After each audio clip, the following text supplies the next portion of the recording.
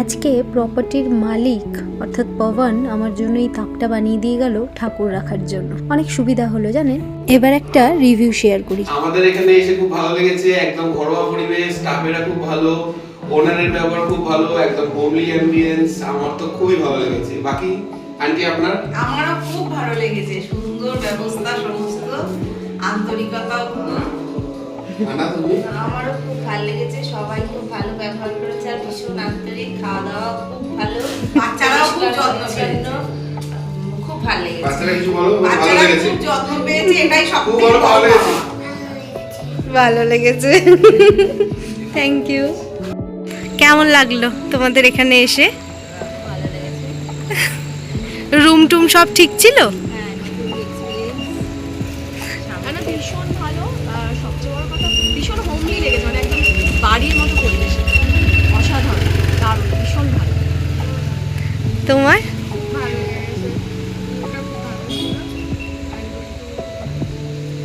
Thank you.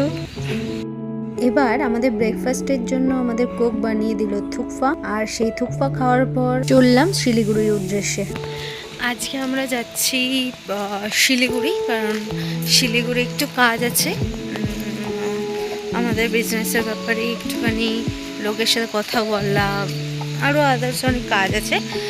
আর তারপর হচ্ছে ওখান থেকে একটু কিছু কেনাকাটি আছে, সেই কেনাকাটিগুলো করবো অ্যান্ড দেন বাড়ি চলে আসবো। আর আদার্স কিছু নেই। আর একবার আপনাদের ওয়েদারটা দেখেন,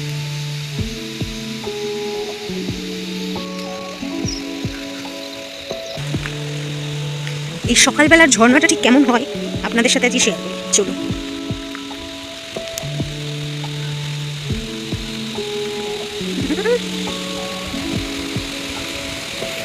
ওয়েদারটা দেখুন, আমি এখানে আসলাম সেখানে রাস্তা চিনতে পারছি না, আর হচ্ছে পানি পড়ে, বাপরে বাপ কি অবস্থা, কিছু দেখাই যাচ্ছে না, যাচ্ছে।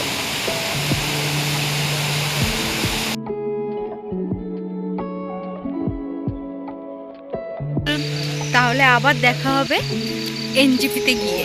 আর যদি যাওয়ার রাস্তায় আমরা আজকে শেয়ার গাড়ি ধরবো, তো যদি যাওয়ার রাস্তায় সেরকম কোনো দেখার মতো কোনো কিছু পাই, তো সঙ্গে সঙ্গে আপনাদের সাথে শেয়ার করবো। টাটা।